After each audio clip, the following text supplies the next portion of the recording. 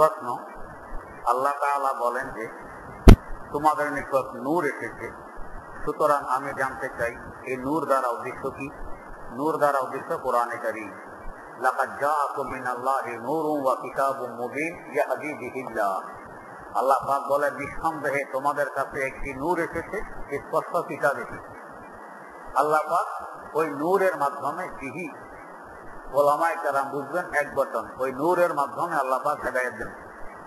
যদি এখানে নূর মানে মোহাম্মদ হইত, কিতাব মানে কোরআন হইত, তো আল্লাহ পাক বলছেন ইয়াহদি বিহিল্লাহ, দ্বিবচন ব্যবহার করছেন। এই নূর মোহাম্মদ আর কিতাব কোরআন দুইটা দিয়ে আমি হেদায়েত করি। আল্লাহ পাক তা না বলে এক বচন ব্যবহার করলেন ইয়াহদি বিহিল্লাহ, আমি ওই কিতাব দিয়ে তোমাদের হেদায়েত করি। এটা নূর মানে কিতাব। প্রশ্ন, বেতরের নামাজের শেষ বৈঠকে যদি সন্দেহ হয় যে দোয়ায় কোনো পড়েছি কিনা, তাহলে এক্ষেত্রে করণীয় কি? এক্ষেত্রে করণীয় সহসেজদা দেয়া। সহসেজদা দিয়ে নামাজ শেষ করলে নামাজ হয়ে যাবে। প্রশ্ন, যে ব্যক্তি সুদ, মদ ও নারীতে আসক্ত, তার নামাজ আল্লাহর কাছে কবুল হবে কিনা বিস্তারিত জানাবে। নামাজ কবুল হওয়ার শর্ত যদি পাওয়া যায় তাহলে নামাজ কবুল হবে ইনশাআল্লাহ। আর এগুলো ভিন্ন গুনাহ, এর জন্য তাকে ভিন্ন শাস্তি ভোগ করতে হবে। প্রশ্ন, গরিবে নেয়াজ শব্দের অর্থ কি? গরিবে নেয়াজ মানে যে গরিবদের সাহায্য করে তাকে বলে গরিবে নেয়াজ। এবং এই শব্দটি কারো লকব হিসাবে ব্যবহার করা যাবে কি? ব্যবহার না করাই ভালো। প্রশ্ন, মহিলারা হাতে পায়ে নখের মাঝে নখপালিশ অথবা মেহেন্দি ব্যবহার করে, এমত অবস্থায় তাদের উযু করে উযু হবে কি? যদি নখপালিশ ব্যবহার করে তাহলে উযু হবে না, এর ভিতরে পানি ঢোকে না। আর যদি মেহেন্দি ব্যবহার করে তাহলে উযু হবে। প্রশ্ন, মাকরুহে তাহরিমি এবং মাকরুহে তানজিহি উভয়টার মধ্যে পার্থক্য জানতে চাই এবং উভয়টা করার দ্বারা কি নামাজ ভেঙে যাবে? মাকরুহে তাহরিমি হারামের কাছাকাছি, মাকরুহে তানজিহি হালালের কাছাকাছি।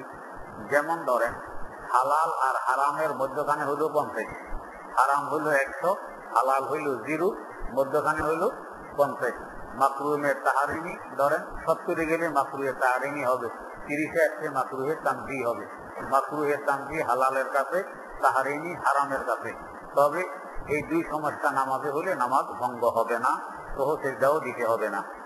প্রশ্ন, অনেক লোক আমাকে জিজ্ঞেস করে গায়ে রাখা সুন্নত, তুমি ওয়াজিব কোথায় পাইলা?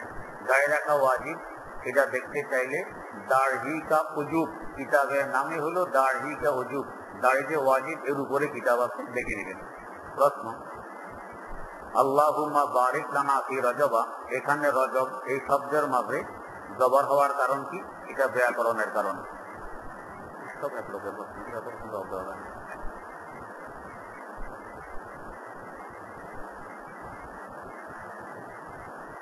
প্রশ্ন, আলহামদুলিল্লাহ, গত রবিবার অনার্স ফাইনাল ইয়ারের রেজাল্ট দিয়েছে, তাতে আমি ফার্স্ট ক্লাস পাওয়ার পরও 46 মার্ক বেশি পেয়েছি। এটা সম্পূর্ণ কোরআনের তাফসীর এবং আল্লাহর রহমত। আমি 2007 সাল থেকে প্রত্যেক তাফসীরে আসি। আমি জেনারেল শিক্ষিত ভাইদের বলে দিতে চাই, পড়ালেখায় ভালো রেজাল্ট করতে হলে এবং আল্লাহর রহমত পেতে হলে নিয়মিত কোরআনের তাফসীরে আসো। কথাটি আসলে সত্য। এক ছেলে ম্যাট্রিক পরীক্ষার আগ থেকে এসে এখানে তাফসীরে আসে। যখন এসএসসি পরীক্ষার সময় হইল, তার আব্বা বাধা দিল যে এখন তাফসীরে যাওয়া যাবে না, লেখাপড়ার ক্ষতি হবে। ছেলে আমাকে বলল, হুজুর আমার মন বেকুল হয়ে যায় তাফসীরের সময়, তাফসীরে আসছে, আব্বু বাধা দেয়, আমি আব্বুর একমাত্র ছেলে, এখন কি করব? বললাম যে আব্বুর সাথে ঝগড়া দরকার নেই, তুমি আব্বুকে সুন্দর ভাষায় বুঝাইয়ে তাফসীরে আসো, ইনশাআল্লাহ এর বরকতে রেজাল্ট ভালো হবে। ছেলে তাফসীরে আসলো, এরপরে রেজাল্ট ভালো হইলো। ওই যে কি বলো না, দ্বিতীয় গোল্ড না কি করে, গোল্ডেন, ওই মার্কে সে পাস করছে। এরপরে মাশাআল্লাহ ছেলের সাথে তার আব্বাও আসা শুরু করছে। এরপরে ছেলে ইন্টারে গেল, ডিগ্রিতে গেল, তারপরে মেডিকেলে ভর্তি হইল, এখন ডাক্তার হয়ে গেছে মাশাআল্লাহ। ছেলের প্রত্যেক রেজাল্ট ভালো হয়েছে তাফসীরের বরকত। প্রশ্ন, ফরজ নামাজের পর যে সম্মিলিত দোয়া হয় তা কি জায়েজ নাকি বেদাত? শুধু জায়েজ নয়, তা মুস্তাহাবও বটে। কিতাবুজ যুহুদ, হযরত আব্দুল্লাহ ইবনে মুবারক রাহিমাহুল্লাহু তাআলার সংকলিত হাদিসের কিতাব। মুসনাদে আহমদ বিন হাম্বল ইমাম বুখারী রহমতুল্লাহ আলাইহির উস্তাদ ইমাম আহমদ বিন হাম্বল রাহিমাহুল্লাহু তাআলার সংকলিত হাদিসের কিতাব 52 খণ্ডে, মুআজামে তাবরানী ইমাম তাবরানী রহমতুল্লাহ আলাইহির সংকলিত হাদিসের কিতাব 35 খণ্ডে। এই 3 কিতাবে হাদিস আছে। একদিন এক লোক সালাম ফিরানোর আগে হাত তুলছে দোয়ার জন্য। আমরা যে দোয়ায় মাসুরা পড়ি, রব আল্লাহুম্মা ইন্নী যালামতু নাফসি, এখানে তিনি হাত তুলে দোয়াটা করছেন, তারপরে সালাম ফিরেছেন। এরপরে গালেবান হযরত আব্দুল্লাহ ইবনে ওমর রাদিয়াল্লাহু তাআলা আনহু উনি বললেন যে দেখো, আল্লাহ রাসূল কখনো হাত তুলতেন না ইল্লা বাদা সালাম। আল্লাহ রাসূল নামাজে হাত তুলতেন না, তবে সালামের পরে তুলতেন। তার মানে সালামের পরে তো দোয়াই করা হয়, ওই দোয়ার সময় তুলতেন। এই হাদিসে স্পষ্ট আছে সালামের পরে আল্লাহ রাসূল হাত তুলতেন। আরেকটি হাদিস মুআজামে তাবরানীতে আছে এবং মুসনাদে আহমদ বিন হাম্বলে আছে। আল্লাহ রাসূল সাল্লাল্লাহু আলাইহি ওয়াসাল্লাম ইরশাদ ফরমান, এমন কোন জামাত নেই যে জামাতের একজন দোয়া করবে, বাকিরা আমিন আমিন বলবে, আর আল্লাহ পাক এই দোয়া কবুল করবেন না, এমনি ফিরে দিবেন, এমন হয় না। তাহলে নামাজের পরে আমরা জামাতবন্দি আছি, একজনে দোয়া করলো, বাকিরা আমিন বললো, ওই হাদিসের বাক্য অনুযায়ী এই দোয়া কবুল হয়, আল্লাহ পাক ফিরাইয়া দেন না। এই হাদিসগুলোর আলোকে এই দোয়া করা মুস্তাহাব প্রমাণিত হয়, বেদাত নয়। হ্যাঁ, এটাকে জরুরি মনে করা যাবে না। মুস্তাহাব কোন আমলকে জরুরি মনে করা যায় না। আপনার প্রয়োজন হয়েছে, আজকে তাড়াহুড়া দোয়া করলেন না, চলে গেছেন, কোনো সমস্যা নেই। জোরপূর্বক আপনাকে থাকতেই হবে, দোয়ায় অংশগ্রহণ করতেই হবে, এটা হলে আবার না করাতেই। প্রশ্ন, এক লোকমা আরাম খাবার খেলে নাকি 40 দিন ইবাদত কবুল হয় না, এরকম কথা হাদিসে নেই। প্রশ্ন, আমার অজান্তে যদি হারাম খেয়ে ফেলি তাহলে ইবাদত কবুলের জন্য কি করব? আমি না জেনে খাইলে আমি মাযুর, এতে আমার কোনো সমস্যা হবে না। প্রশ্ন, সালাতুল হাজত নামাজের নিয়ম কি বলে দিবেন? বেহেশতি যাওয়ার কিনে করবেন, সেখানে নিয়ম লেখা আছে। প্রশ্ন, 5 ওয়াক্ত নামাজে মসজিদে যখন প্রবেশ, তখন মনের ভিতর আমার তো নিয়ত থাকে যে আমি কোন ওয়াক্তের নামাজ পড়ব। মসজিদে গিয়ে নামাজের আগে আবার নিয়ত করতে হবে কিনা? কিনা আর ভিন্ন নিয়ত লাগবে না। নিয়ত মানে হলো অন্তরের এরাদার ইচ্ছার নাম। আপনি ওই এরাদা ইচ্ছা নিয়ে তো মসজিদে ঢুকেছেন, ভিন্ন করে আবার নামায় তুয়ান, এটা পড়ার প্রয়োজন নেই। পড়লেও নিষেধ নেই, না পড়লেও সমস্যা নেই। অন্তরে আছে আপনি কি করতেছেন, ওইটাই নিয়ত। প্রশ্ন, খালি গায়ে উযু করা যাবে কি? জি যাবে। প্রশ্ন, আসর নামাজের পরে কোরআন শরীফ পড়া ঠিক কিনা? জি, আসরে পরে কোরআন শরীফ পড়তে পারবেন, কোনো সমস্যা নেই। প্রশ্ন, হস্তমৈথুন করলে কি গোসল ফরজ হয়? উত্তেজনার সাথে ধাতু নির্গত হলে গোসল ফরজ হবে। প্রশ্ন, 2 রাকাত ফরজ নামাজের প্রথম রাকাতে আমি ইমামের সঙ্গে পড়ার পর আমার ওযু ছুটে যায়, আমি ওযু করে এসে দ্বিতীয় রাকাত ইমামের সাথে পড়তে পারিনি, এমত অবস্থায় আমার করণীয় কি? আপনি নিজে নিজে 1 রাকাত পড়ে ইমামের সাথে তৃতীয় রাকাতে শরীক হবেন, অথবা যদি এই সুযোগও না পান, ইমামের সালামের পর আপনার ছুটে যাওয়া দ্বিতীয় রাকাত পড়ে নামাজ শেষ করবেন। উভয় অবস্থায় নামাজ হয়ে যাবে। প্রশ্ন, যায় নামাজে দাঁড়িয়ে যে দোয়াটি পড়া হয়, এই দোয়াটি ফরজ এবং সুন্নত নামাজে পড়া যাবে কিনা? যায় নামাজের এই দোয়া নয়, ইন্নী ওয়াজ্জাহাতু, এটা যায় নামাজের দোয়া নয়, এটা নিয়ত ভাঙার পর আমরা যে সানা পড়ি ওই জায়গায় পড়ার দোয়া। প্রশ্ন, আমি পবিত্র কোরআন শিক্ষা করতেছি, আমার জন্য দোয়া করবেন, আল্লাহ পাক সহজ করুক, কবুল করুন। প্রশ্ন, আমি আমার বোনের বাসায় থাকি, আমি মাটিতে ঘুমাই, আমার বোন এবং দুলাভাই খাটে ঘুমায়, এটা ঠিক কিনা? কিনা ঠিক নয়, আপনি ভিন্ন কামরায় ঘুমাবেন, না হয় অন্য কোথাও ব্যবস্থা করবেন। প্রশ্ন, আমি এক ফ্যাক্টরিতে চাকরি করি, সেই ফ্যাক্টরিতে এক ব্যক্তি আমাকে অনেক খারাপ ভাষায় গালাগালি করে, আমি সেই ব্যক্তির নামে এক স্যারের কাছে বিচার দিয়েছি, আমি কি আল্লাহ পাকের সাথে শিরিক করেছি? কিনা শিরিক করেননি। প্রশ্ন, এশার নামাজ শেষ করে বেতের নামাজ তাহাজ্জুদের পরে পড়া হয়, তাহলে ফরজের পরে যে 2 রাকাত সুন্নত থাকে, সুন্নতের পরে কি নফল পড়া জরুরি হবে? সুন্নতের পরে নফল পড়লেই ভালো। প্রশ্ন, মরা মানুষের প্রেক্ষিতে যে খাবার দেয়া হয় তা নাকি সদকা, এর খাবারের বিধান কি? আজকাল এটা হয়ে গেছে রুসুম। মানুষ মারা যাওয়ার পরে 3 দিন, 4 দিন, 7 দিন, 40 দিন, 1 বছর কোনো খাওয়া দাওয়ার ব্যবস্থা না করলে লোকে কি বলবে, মানুষ কি বলবে, জন্য খাওয়া দাওয়া করে, এখানে কোনো সোয়াব সোয়াব হয় না, এগুলো সব বেহুদা কাজ। যারা ফাঁকায় এরাও নামাজ পড়ে না, যারা খাইতে আছে এরাও ঠিকভাবে নামাজ পড়ে না, বেপরদা অনেক মহিলারা আছে, এতে আরো গুনাহ হয়। আর খাবার তো খাওয়ানো দরকার ছিল গরিবদেরকে, এখানে গরিবরা এই তোমরা পরে আসবা, ধনীদেরকে নিয়ে সব বেশি ব্যস্ত আর হুলস্থুল, এই সমস্ত খাবারে কোনো স্বভাব নেই, এ ধরনের কোনো অনুষ্ঠান ইসলামে নেই। প্রশ্ন, আওয়াবিন নামাজ পড়া বেদাত কি? যে আওয়াবিন বেদাত নয়। আওয়াবিন সম্পর্কে যে হাদিস তিরমিজি শরীফে আছে, যদিও হাদিসটি অত্যন্ত দুর্বল, কিন্তু ফজিলতের ব্যাপারে দুর্বলের উপরে আমল করা যায়, এটাকে বেদাত বলা যাবে না। প্রশ্ন, মিম্বরে এক পাশে আল্লাহ এবং অন্য পাশে মোহাম্মদ লেখা যাবে কি? জি যাবে। প্রশ্ন, একজন আলেম বলেন এর অর্থ আল্লাহ মোহাম্মদ অথবা মোহাম্মদে আল্লাহ, এটা কি সঠিক? এগুলি হইল কুধারণা, এগুলি সঠিক নয়। প্রশ্ন, মুনতাকাব হাদিস ফাযাইলে আমাল কিতাবকে জাল হাদিস দিয়ে লেখা, এটা একেবারে মিথ্যা কথা। ওই কিতাবে প্রত্যেকটি হাদিসের পরে উদ্ধৃতি দেয়া আছে, জাল হাদিস দিয়ে লেখা নয়। যিনি লিখেছেন তার মর্যাদা, হাদিসের এলেম এবং দক্ষতার ব্যাপারে কি পরিমাণ, সেটার কল্পনাও আমরা করতে পারবো না। মুসান্নাফে ইবনে আবি শায়বা, ইমাম বুখারী রহমতুল্লাহ আলাইহির সংকলিত, উস্তাদ ইমাম বুখারী রহমতুল্লাহ আলাইহির উস্তাদ ইমাম আবু বকর ইবনে আবি শায়বা, তার সংকলিত হাদিসের কিতাব এখন আমাদের কাছে থেকে এসেছে 25 খণ্ডে। এই কিতাব আগে ভারতবর্ষে ছিল না। ফাযাইলে আমালের লেখক শাইখুল হাদিস আল্লামা জাকারিয়া রহমতুল্লাহ আলাইহি, তিনি মক্কায়ে মুকাররমা গিয়ে এক লোকের কাছে কিতাবটি পাইলেন, কিন্তু তার দেশে আসার সময় আছে মাত্র 4 দিন। এখন এই কিতাবটি নকল করে আনতে হবে, ওই যুগে ফটো মেশিন আবিষ্কার হয়নি। তিনি মালিককে বললেন, ভাই আপনি কিতাবটি দেন, আমি এটা দেখে নিয়ে যাব ভারতে। ওই লোক বলে, আপনি যাবেন কবে? 4 দিন আছে বাকি। তো কি বলতেছেন, এই 25 খণ্ডের কিতাব 4 দিনে লেখা আদৌ সম্ভব? আমরা সারা দিন যদি লিখি কয় পৃষ্ঠা লিখতে পারবো? না হয় 100 পৃষ্ঠা। 100 পৃষ্ঠা লিখে 4 দিনে 400 পৃষ্ঠা হবে। আর 25 খণ্ডের কিতাব এক খণ্ড 400 পৃষ্ঠা থেকে বেশি, তো 25 খণ্ড মানে প্রায় 10,000 পৃষ্ঠা। এই কিতাব উনি লিখে আনবেন।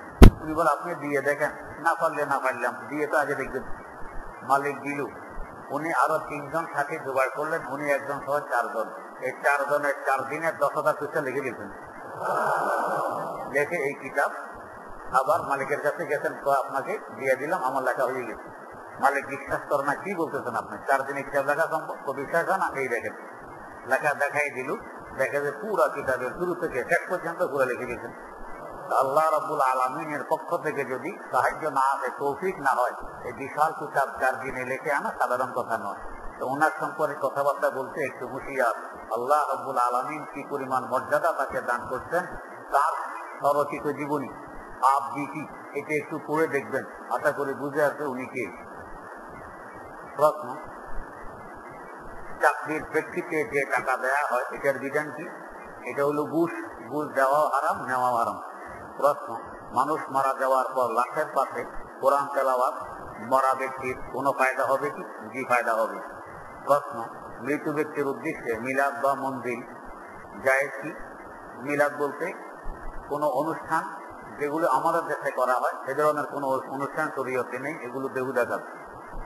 প্রশ্ন, আমার 2টি মেয়ে সন্তান, পুত্র সন্তানের জন্য আপনার কাছে দোয়া চাই, আল্লাহ পাক নেককার পুত্র সন্তান দান করুন। প্রশ্ন, খাতায় বন্দি করে কি পাখি পালা যায়? জায়েজ আছে, তবে পছন্দনীয় কাজ নয়, কারণ পাখির স্বাধীনতা হলো উড়ার মধ্যে, তার উড়া আপনি বন্ধ করে রাখলেন, এতে তার কষ্ট হয়, এটা পছন্দনীয় কাজ নয়। প্রশ্ন, আমাদের আমের বাগানে ফল হয় না, একটু দোয়া করবেন, আল্লাহ পাক বরকত দান করুন। প্রশ্ন, আমি আমার মৃত বাবার উদ্দেশ্যে কিছু টাকা মসজিদে দান করি এবং মাদ্রাসায় ছাত্রদেরকে কিছু খানা কেনার ব্যবস্থা করলাম, এটা আমার জন্য জায়েজ হবে কি? জি জায়েজ হবে। প্রশ্ন, কোরআন ও হাদিসের আলোকে স্বামী যদি স্ত্রীর আগে মারা যায়, তবে স্ত্রী ওই স্বামীর সম্পত্তির কি পরিমাণ অংশীদার হবে? যদি ছেলে মেয়ে থাকে তো 8 ভাগের 1 ভাগ, আর ছেলে মেয়ে না থাকলে 4 ভাগের 1 ভাগ। প্রশ্ন, 5-6 মাস বয়সের শিশু বাচ্চার গলায় কোরআনের কোন সূরা পাঠ করে তাবিজ আকারে বা সুতা আকারে ব্যবহার করা বদজিন এর বদনজর ও রক্ষার উদ্দেশ্যে জায়েজ হবে কিনা? জি জায়েজ হবে। প্রশ্ন, আমি একটা আম গাছের নিচে একটা আম পেয়ে খেয়ে ফেলেছি, এখন আমি কি করব? গ্রাম দেশে সাধারণত এই ধরনের আম পড়ে থাকলে যে কেউ খাইতে পারে, এটার জন্য মালিক বাড়াবাড়ি করে না। এই অবস্থা যদি আপনি খেয়ে থাকেন কোনো সমস্যা নেই। টাউনে বন্দরে হলে তাহলে একটু বাড়াবাড়ি করতেও পারে। যদি জানেন যে মালিক এগুলো খাওয়ার অনুমতি দিয়ে রাখছে, তাহলে করার কিছু নেই, আপনার কোনো গুনাহ হয়নি। আর যদি বোঝেন যে না, মালিকের পক্ষ থেকে নিষেধাজ্ঞা আছে, তারপর আপনি খেয়ে ফেলছেন, মালিকের কাছে এর মাপ চেয়ে নিতে হবে। প্রশ্ন, আমি আপনার মুরিদ, আগে কোনো আমল করিনি, এখন আমি 1 মাস যাবৎ আমল করতেছি, এখন আমি কি আপনার সাথে দেখা করব? আপনি দেখাতেই সব কথাবার্তা বলবেন।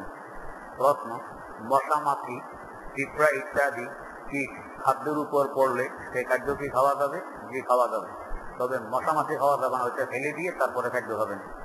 প্রশ্ন, বাসি নষ্ট খাওয়া কি গুনাহ?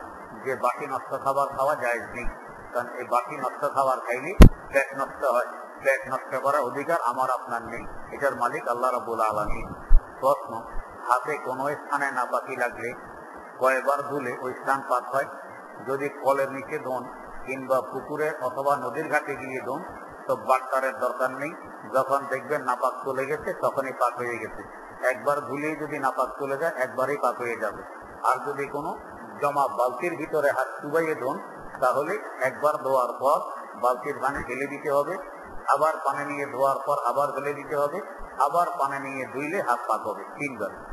প্রশ্ন, ছেলেদের মেয়েদের দিকে তাকানো নিষেধ, আর মেয়েদের ছেলেদের দিকে তাকানো নিষেধ, কিন্তু অনেকে বলে খারাপ দৃষ্টিতে না তাকালে কোনো অসুবিধা নেই, কথাটি সঠিক নয়, তাকাইলেই করে দৃষ্টি খারাপ হবে।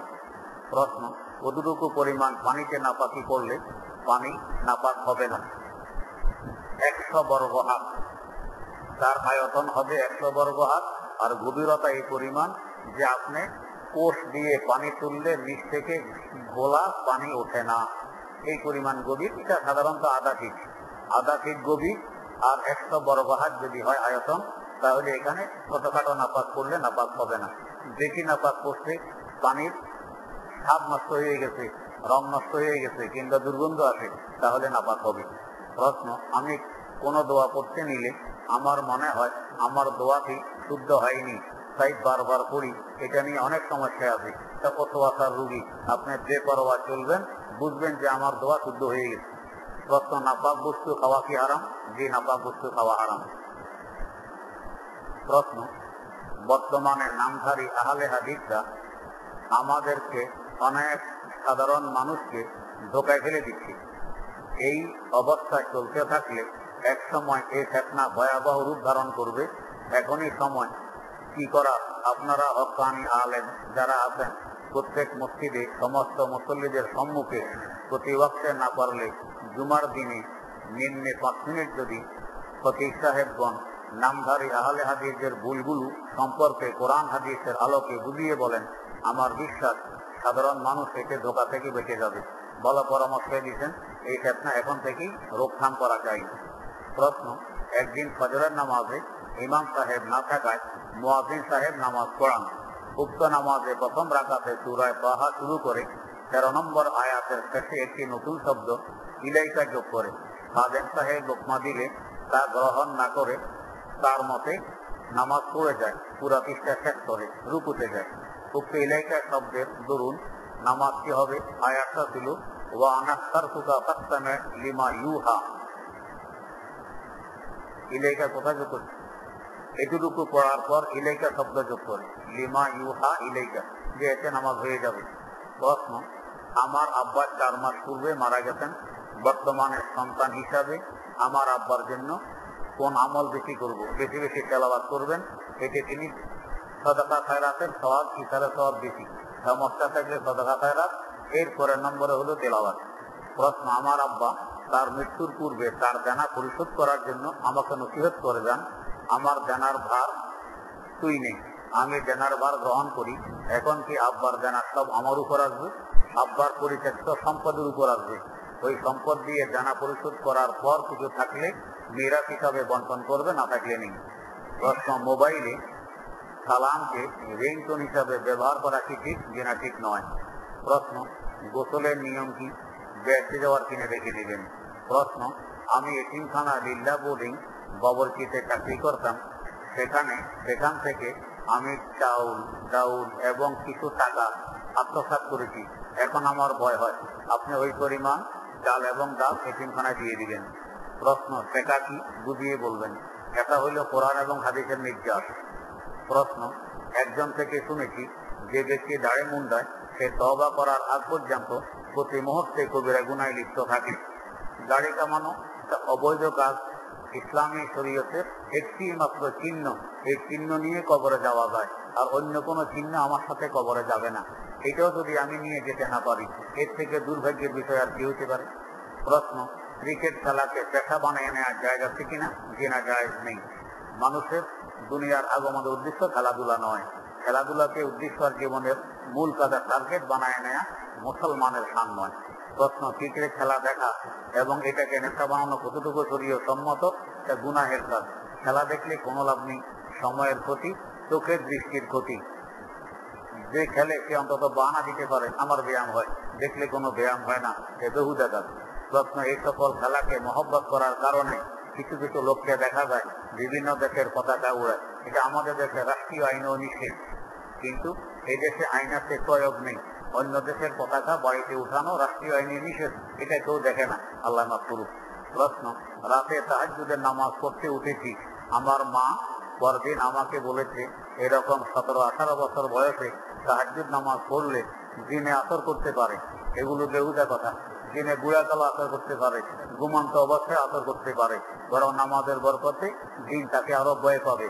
আল্লাহর ওলিদেরকে জিনেরা ভয় পায়। আমার আব্বাজান রহমতুল্লাহ আলাই ময়মনসিং থাকতেন, পাশে একজনকে জিনে ঢুকছে, আব্বাজানের কাছে আসছে। আব্বাজান বললেন, ভাই আমি তাবিজ দেখি না, তদবির করি না, আমার অভ্যাস নেই। যারা জিনবুত দৌড়ায় ওদের কাছে যাও। এরা বনা হুজুর একটু এসে দোয়া করে যান। আব্বাজান গেলেন, যাওয়ার পরে জিন আবার পায়ে পড়ছে, তো হুজুর আমার কারণে এরা আপনাকে কষ্ট দিতে, হুজুর আমি দেখেছি। আব্বাজান বললেন, আর আসবা ভবিষ্যতে? না হুজুর আর আসবো না। তো ভয় পায় যারা নামাজ রোজা ইত্যাদি আদায় করে আল্লাহ পাকের ওলি, এদেরকে জিনারও ভয় পায়। কেন জিনে আসর করবে? প্রশ্ন, ডক্টর ইকবাল মরহুমের কোন জীবনী বাংলায় বের হয়েছে কি? জিনা দেখিনি, তবে উর্দুতে আছে। প্রশ্ন, একজন লোকের কাছে আমার মাসে 12 দিন করে পড়ার কথা, এখন আমি 5 দিন গিয়ে চিন্তা করেছি আর পড়বো না, এখন কি তাকে পুরো মাসের টাকা দিব? যে পুরো মাসের টাকা দিবেন। প্রশ্ন, আমাদের সামনে সালানা পরীক্ষা